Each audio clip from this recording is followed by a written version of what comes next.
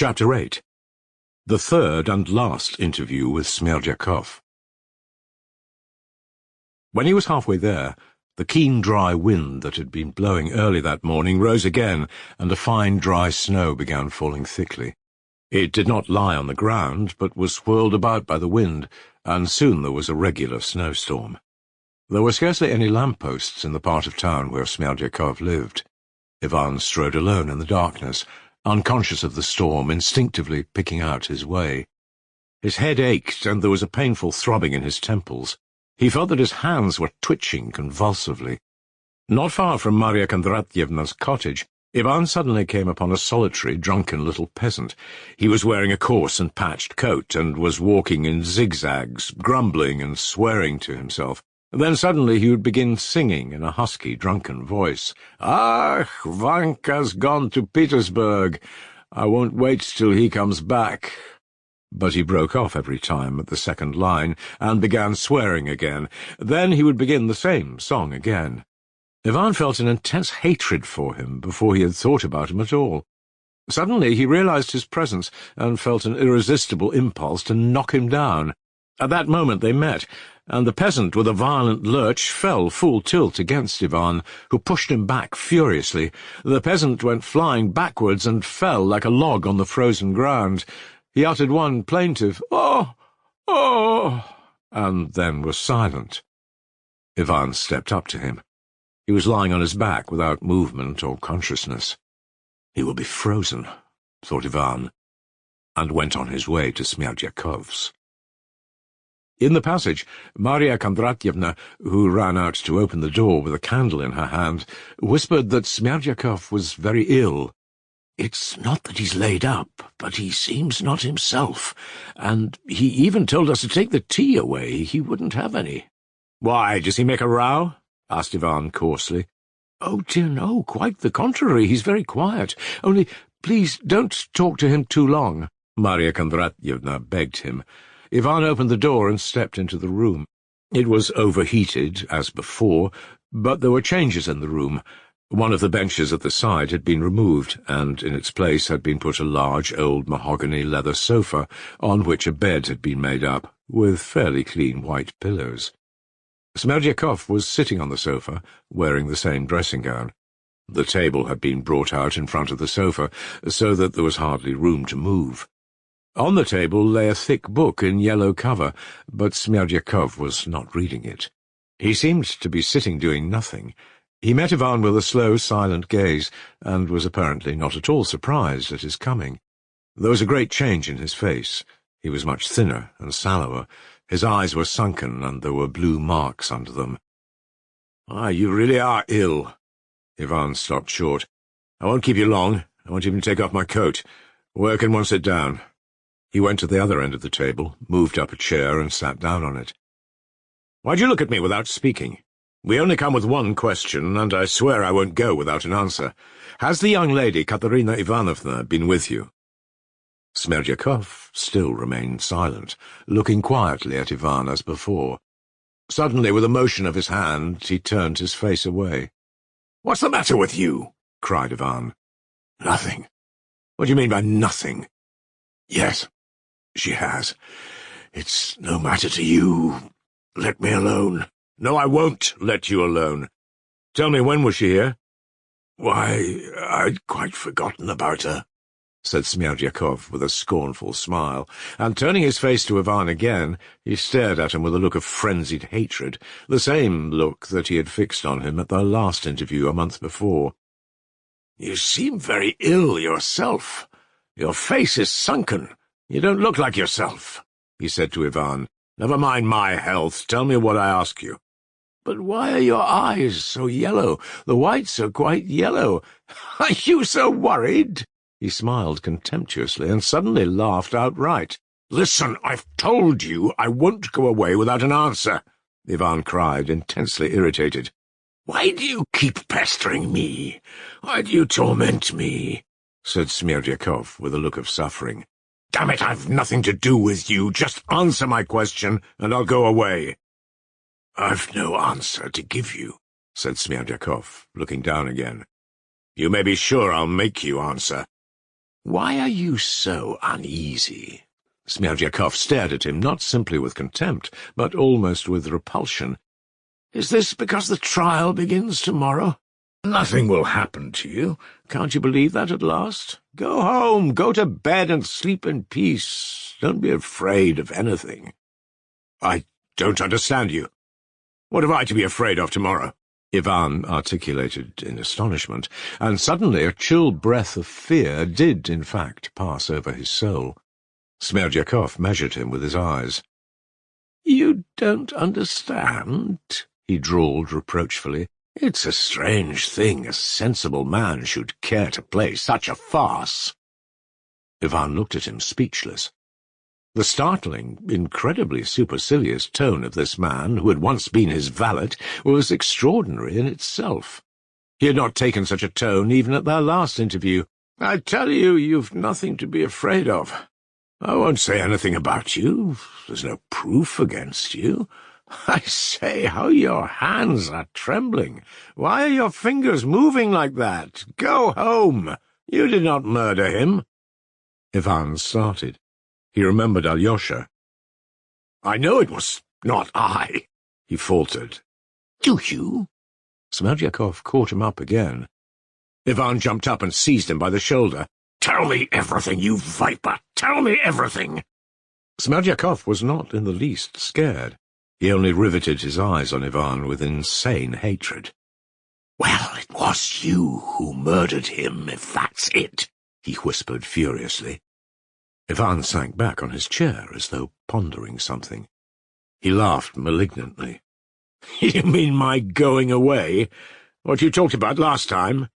You stood before me last time and understood it all. And you understand it now. All I understand is that you are mad. Aren't you tired of it?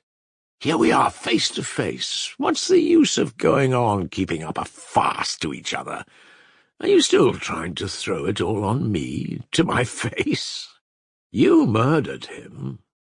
You are the real murderer. I was only your instrument, your faithful servant, and it was following your words I did it.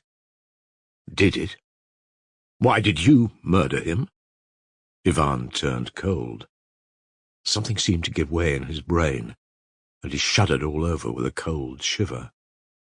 Then Smerdyakov himself looked at him wonderingly. Probably the genuineness of Ivan's horror struck him. You don't mean to say you really did not know? He faltered mistrustfully, looking with a forced smile into his eyes. Ivan still gazed at him, and seemed unable to speak. Ah, Vanka's gone to Petersburg. I won't wait till he comes back, suddenly echoed in his head. Do you know, I'm afraid that you're a dream, a phantom sitting before me, he muttered. There's no phantom here, but only us two and one other. No doubt he is here, that third between us. Who is he? Who is here? What third person? Ivan cried in alarm, looking about him, his eyes hastily searching in every corner. That third is God himself. Providence. He is the third beside us now. Only don't look for him. You won't find him. It's a lie that you killed him, Ivan cried madly. You're mad, or teasing me again. Smerdyakov, as before, watched him curiously, with no sign of fear. He could still scarcely get over his incredulity.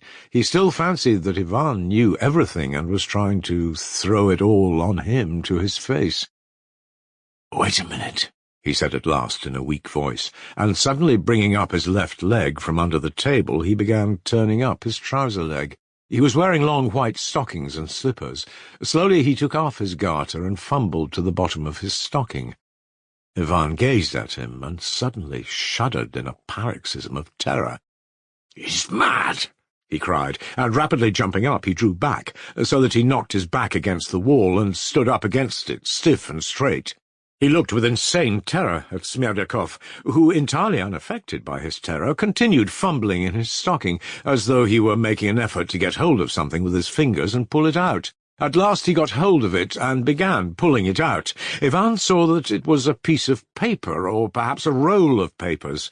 Smerdyakov pulled it out and laid it on the table. "Here," he said quietly. "What is it?" asked Ivan, trembling.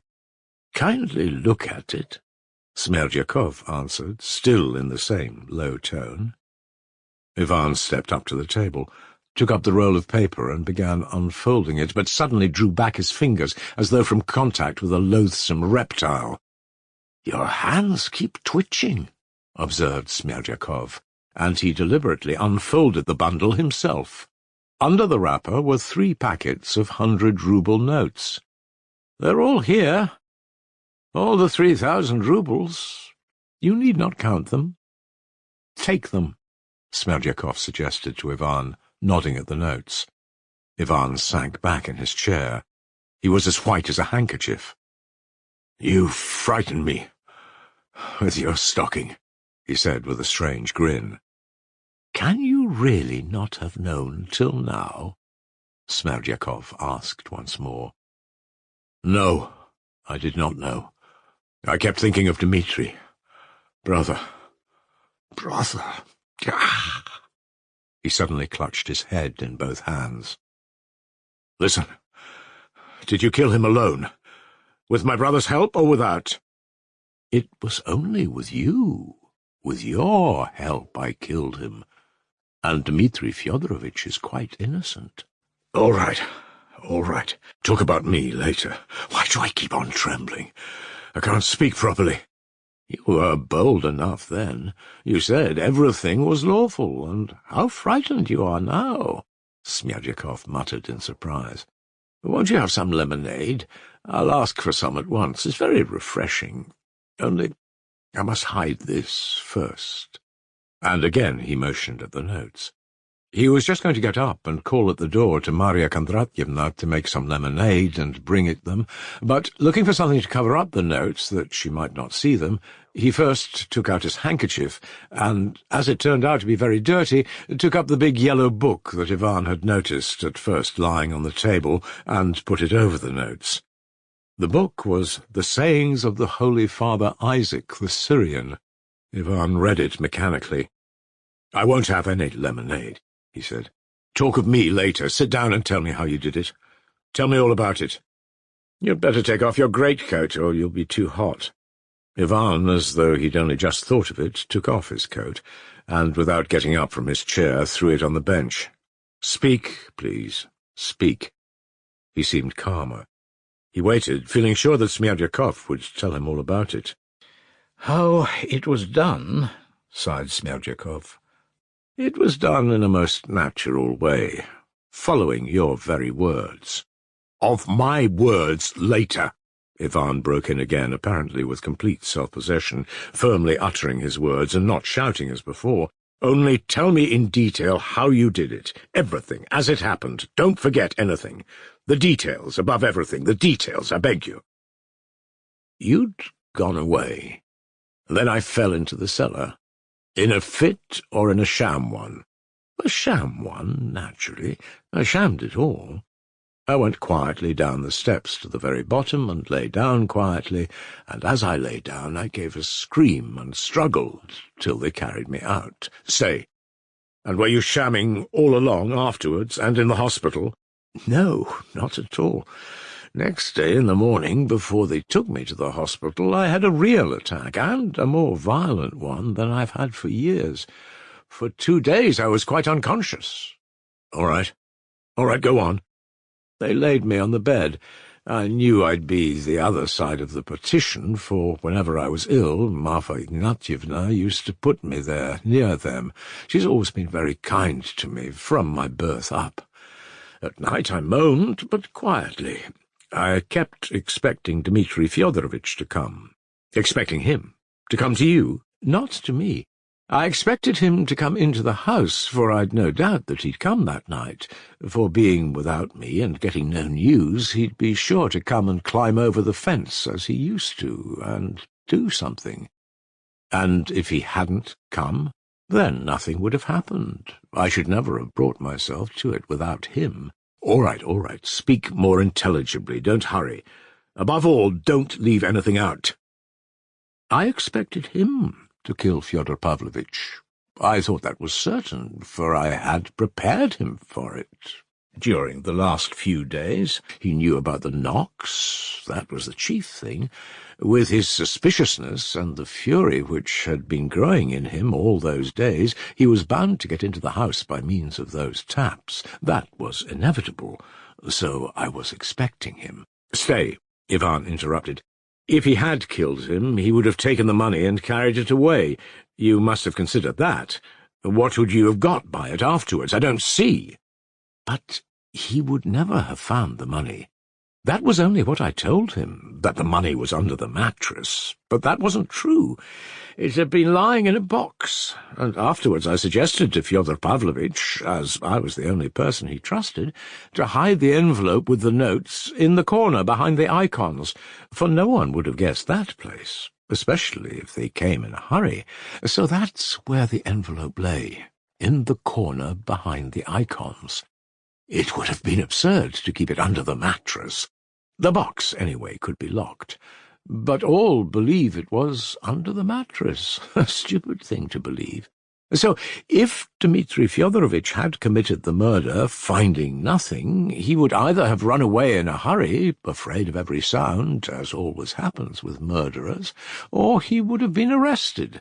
So I could always have clambered up to the icons and have taken away the money next morning, or even that night, and it would have all been put down to Dmitri Fyodorovitch. I could reckon upon that. But what if he did not kill him, but only knocked him down? If he did not kill him, of course, I would not have ventured to take the money, and nothing would have happened. But I calculated that he would beat him senseless, and I should have time to take it then, and then I'd make out to Fyodor Pavlovitch that it was no one but Dmitri Fyodorovitch who had taken the money after beating him. Stop, I'm getting mixed. Then it was Dmitri, after all, who killed him. You only took the money. No, he didn't kill him. Well, I might as well have told you now that he was the murderer, but I don't want to lie to you now, because if you really haven't understood till now, as I see for myself, and are not pretending so as to throw your guilt on me to my very face, you are still responsible for it all, since you knew of the murder and charged me to do it, and went away knowing all about it. And so I want to prove to your face this evening that you are the only real murderer in the whole affair, and I'm not the real murderer, though I did kill him. You are the rightful murderer. Why? Why am I a murderer? Oh, God! Ivan cried, unable to restrain himself at last, and forgetting that he had put off discussing himself till the end of the conversation. You still mean that Tchermashnya? Stay, tell me, why did you want my consent, if you really took Tchermashnya for consent? How will you explain that now? Assured of your consent, I should have known that you wouldn't have made an outcry over those 3,000 being lost, even if I'd been suspected instead of Dmitri Fyodorovitch, or as his accomplice. On the contrary, you would have protected me from others, and when you got your inheritance, you would have rewarded me when you were able, all the rest of your life, for you'd have received your inheritance through me, seeing that if he had married Agrafena Alexandrovna, you wouldn't have had a farthing. Ah! Then you intended to worry me all my life afterwards, snarled Ivan. And what if I hadn't gone away then, but had informed against you? What could you have informed? That I persuaded you to go to Tchermashnya? That's all nonsense. Besides, after our conversation, you'd either have gone away or have stayed. If you'd stayed, nothing would have happened. I should have known that you didn't want it done, and should have attempted nothing. As you went away, it meant you assured me that you wouldn't dare to inform against me at the trial, and that you'd overlook my having the 3,000. And indeed, you couldn't have prosecuted me afterwards, because then I should have told it all in the court. That is, not that I had stolen the money or killed him, I shouldn't have said that, but that you'd put me up to the theft and the murder, though I didn't consent to it. That's why I needed your consent, so that you couldn't have cornered me afterwards. For what proof? could you have had? I could always have cornered you, revealing your eagerness for your father's death, and I could tell you the public would have believed it all, and you would have been ashamed for the rest of your life. Was I then so eager? Was I? Ivan snarled again. To be sure you were. And by your consent you silently sanctioned my doing it. Smerdyakov looked resolutely at Ivan. He was very weak and spoke slowly and wearily, but some hidden inner force urged him on. He evidently had some design. Ivan felt that. "Go on," he said. "Tell me what happened that night." "What more is there to tell? I lay there, and I thought I heard the master shout. And before that, Grigory Vasilievich had suddenly got up and came out, and he suddenly gave a scream, and then all was silence and darkness. I lay there waiting, my heart beating. I couldn't bear it. I got up at last, went out. I saw the window open on the left into the garden, and I stepped to the left to listen whether he was sitting there alive. And I heard the master moving about, sighing, so I knew he was alive.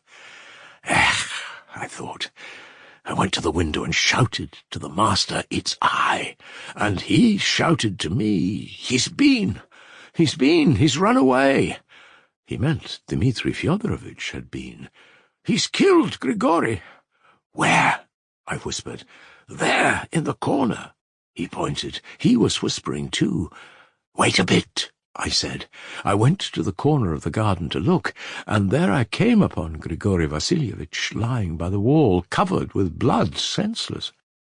So it's true that Dmitri Fyodorovitch has been here, was the thought that came into my head, and I determined on the spot to make an end of it, as Grigory Vasilievich, even if he were alive, would see nothing of it, as he lay there senseless. The only risk was that Marfa Ignatyevna might wake up. I felt that at the moment, but the longing to get it done came over me till I could scarcely breathe. I went back to the window to the master and said, "She's here. She's come. Agrafena Alexandrovna has come, wants to be let in," and he started like a baby. "Where is she?" he fairly gasped, but couldn't believe it. "She's standing there," said I. "Open." He looked out of the window at me, half believing and half distrustful, but afraid to open. Why, he's afraid of me now, I thought, and it was funny. I bethought me to knock on the window frame, those taps we'd agreed upon as a signal that Grushenka had come, in his presence, before his eyes. He didn't seem to believe my word, but as soon as he heard the taps, he ran at once to open the door. He opened it. I would have gone in, but he stood in the way to prevent me passing. "Where is she? Where is she?" He looked at me, all of a tremble. Well, thought I, if he's so frightened of me as all that, it's a bad lookout, and my legs went weak with fright that he wouldn't let me in, or would call out, or Marfa Ignatyevna would run up, or something else might happen. I don't remember now, but I must have stood, pale, facing him. I whispered to him, "Why, she's there, under the window. How is it you don't see her?" I said. "Bring her, then, bring her.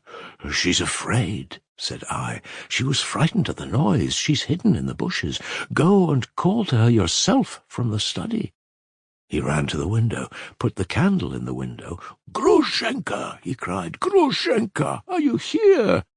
Though he cried that, he didn't want to lean out of the window. He didn't want to move away from me, for he was panic-stricken. He was so frightened he didn't dare to turn his back on me. "Why, here she is," said I. I went up to the window and leaned right out of it. "Here she is. She's in the bush, laughing at you. Don't you see her?" He suddenly believed it. He was all of a shake. He was awfully crazy about her, and he leaned right out of the window. I snatched up that iron paperweight from his table. Do you remember, weighing about 3 pounds? I swung it and hit him on the top of the skull with the corner of it. He didn't even cry out. He only sank down suddenly, and I hit him again, and a third time. and the third time I knew I'd broken his skull. He suddenly rolled on his back, face upwards, covered with blood. I looked round. There was no blood on me, not a spot. I wiped the paperweight, put it back, went up to the icons, took the money out of the envelope, and flung the envelope on the floor and the pink ribbon beside it. I went out into the garden all of a tremble, straight to the apple tree with a hollow in it. You know that hollow. I'd marked it long before and put a rag and a piece of paper ready in it. I wrapped all the notes in the rag and stuffed it deep down in the hole. And there it stayed for over a fortnight. I took it out later when I came out of the hospital.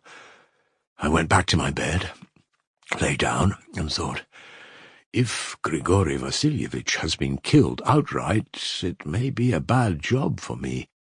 But if he is not killed and recovers, it will be first-rate, for then he'll bear witness that Dmitri Fyodorovitch has been here, and so he must have killed him and taken the money. Then I began groaning with suspense and impatience, so as to wake Marfa Ignatyevna as soon as possible. At last she got up and she rushed to me, but when she saw Grigory Vasilievich was not there, she ran out, and I heard her scream in the garden, and that set it all going, and set my mind at rest. He stopped. Ivan had listened all the time in dead silence, without stirring or taking his eyes off him. As he told his story, Smerdyakov glanced at him from time to time, but for the most part kept his eyes averted. When he had finished, he was evidently agitated and was breathing hard. The perspiration stood out on his face, but it was impossible to tell whether it was remorse he was feeling or what. "Say," cried Ivan, pondering, "what about the door? If he only opened the door to you, how could Grigory have seen it open before? For Grigory saw it before you went." It was remarkable that Ivan spoke quite amicably, in a different tone, not angry as before, so if anyone had opened the door at that moment and peeped in at them, he would certainly have concluded that they were talking peaceably about some ordinary, though interesting, subject. "As for that door, and having seen it open, that's only his fancy," said Smerdyakov, with a wry smile. "He is not a man, I assure you, but an obstinate mule. He didn't see it, but fancied he had seen it, and there's no shaking him. It's just our luck he took that notion into his head, for they can't fail to convict Dmitri Fyodorovitch after that." "Listen," said Ivan, beginning to seem bewildered again and making an effort to grasp something. "Listen, there are a lot of questions I want to ask you, but I forget them. I keep forgetting and getting mixed up. Yes. Tell me this, at least. Why did you open the envelope and leave it there on the floor? Why didn't you simply carry off the envelope? When you were telling me, I thought you spoke about it as though it were the right thing to do, but why, I can't understand." "I did that for a good reason. For if a man had known all about it, as I did, for instance, if he'd seen those notes before, and perhaps had put them in that envelope himself, and had seen the envelope sealed up and addressed with his own eyes, if such a man had done the murder, what should have made him tear open the envelope afterwards, especially in such desperate haste, since he'd know for certain the notes must be in the envelope? No, if the robber had been someone like me, he'd simply have put the envelope straight in his pocket and got away with it as fast as he could. But it'd be quite different with Dmitri Fyodorovitch. He only knew about the envelope by hearsay. He had never seen it, and if he'd found it, for instance, under the mattress, he'd have torn it open as quickly as possible to make sure the notes were in it. And he'd have thrown the envelope down, without having time to think that it would be evidence against him, because he was not an habitual thief, and had never directly stolen anything before, for he is a gentleman born, and if he did bring himself to steal, it would not be regular stealing, but simply taking what was his own. For he told the whole town he meant to before, and had even bragged aloud before everyone that he'd go and take his property from Fyodor Pavlovitch. I didn't say that openly to the prosecutor when I was being examined, but quite the contrary. I brought him to it by a hint, as though I didn't see it myself, and as though he'd thought of it himself, and I hadn't prompted him, so that Mr. Prosecutor's mouth positively watered at my suggestion. "But can you possibly have thought of all that on the spot?" cried Ivan, overcome with astonishment. He looked at Smerdyakov again with alarm. "Mercy on us! Could anyone think of it all in such a desperate hurry? It was all thought out beforehand." Well, it was the devil helped you," Ivan cried again. "No, you're not a fool. You're far cleverer than I thought." He got up, obviously intending to walk across the room. He was in terrible distress. But as the table blocked his way, and there was hardly room to pass between the table and the wall, he only turned round where he stood and sat down again. Perhaps the impossibility of moving irritated him, as he suddenly cried out, almost as furiously as before, "Listen, you miserable, contemptible creature! Don't you understand that if I haven't killed you, it's simply because I'm keeping you to answer tomorrow at the trial? God sees." Ivan raised his hand. "Perhaps I, too, was guilty. Perhaps I really had a secret desire for my father's death, but I swear I was not as guilty as you think, and perhaps I didn't urge you on at all. No, I didn't urge you on. But no matter, I will give evidence against myself tomorrow at the trial. I'm determined to. I shall tell everything. But we'll make our appearance together, and whatever you may say against me at the trial, whatever evidence you give, I'll face it. I'm not afraid of you. I'll confirm it all myself. But you must confess, too. You must. We'll go together. That's how it shall be." Ivan said this solemnly and resolutely, and from his flashing eyes alone it could be seen that it would be so. "You are ill, I see. You're quite ill. Your eyes are yellow," Smerdyakov commented, without the least irony, with apparent sympathy, in fact. "We'll go together," Ivan repeated. "And if you won't go, no matter, I'll go alone." Smerdyakov paused as though pondering. "There'll be nothing of the sort. And you won't go," he concluded at last, positively. "You don't understand me," Ivan exclaimed reproachfully. "You'll be too much ashamed if you confess it all. And what's more, it will be no use at all, for I shall say straight out that I never said anything of the sort to you, and that you're either ill, and it looks like it, too, or that you're so sorry for your brother that you're sacrificing yourself to save him, and have invented it all against me, for you've always thought no more of me than if I'd been a fly. And who will believe you? And what single proof have you got? Listen. You showed me those notes just now to convince me." Smerdyakov lifted the book off the notes and laid it on one side. "Take that money away with you," Smerdyakov sighed. "Of course I shall take it. But why do you give it to me, if you committed the murder for the sake of it?" Ivan looked at him with great surprise. "I don't want it," Smerdyakov articulated in a shaking voice, with a gesture of refusal.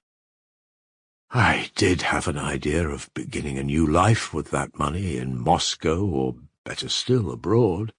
I did dream of it, chiefly because all things are lawful.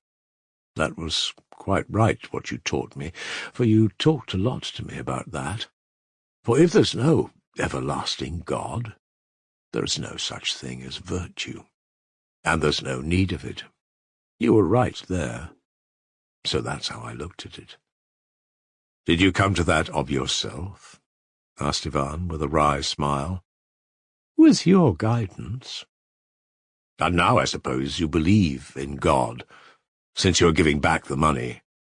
"No, I don't believe," whispered Smerdyakov. "Then why are you giving it back?" "Leave off. That's enough."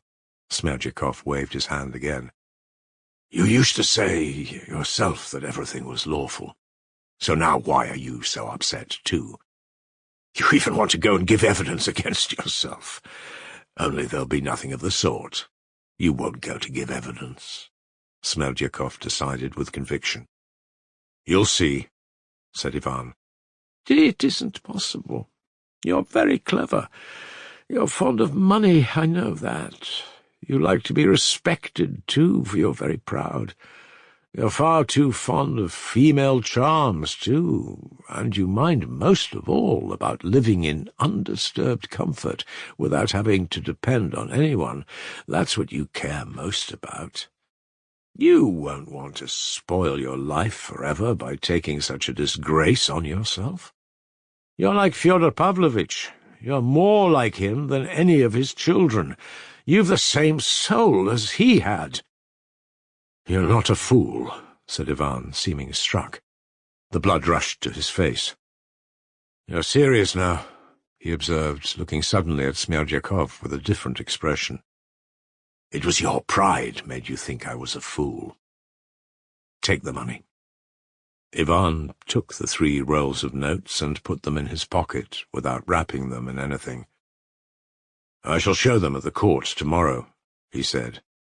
"Nobody will believe you, as you've plenty of money of your own. You may simply have taken it out of your cash box and brought it to the court." Ivan rose from his seat. "I repeat," he said, "the only reason I haven't killed you is that I need you for tomorrow. Remember that. Don't forget it." "Well, kill me. Kill me now," Smerdyakov said, all at once looking strangely at Ivan. "You won't dare do that, even," he added with a bitter smile. "You won't dare to do anything, you who used to be so bold." "Till tomorrow," cried Ivan, and moved to go out. "Stay a moment. Show me those notes again." Ivan took out the notes and showed them to him. Smerdyakov looked at them for 10 seconds. "Well, you can go," he said with a wave of his hand.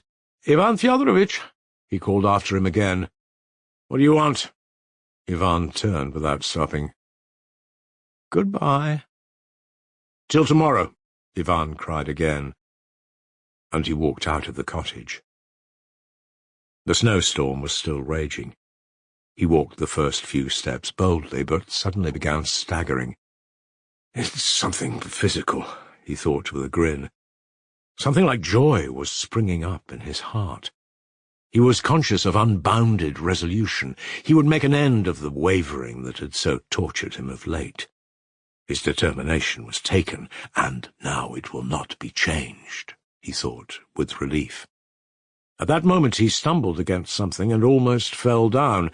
Stopping short, he made out at his feet the peasant he had knocked down, still lying senseless and motionless. The snow had almost covered his face. Ivan seized him and lifted him in his arms. Seeing a light in the little house to the right, he went up, knocked at the shutters, and asked the man to whom the house belonged to help him carry the peasant to the police station, promising him 3 roubles. The man got ready and came out.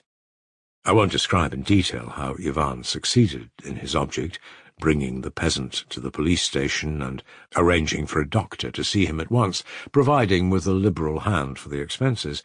I will only say that this business took a whole hour, but Ivan was well content with it. His mind wandered and worked incessantly.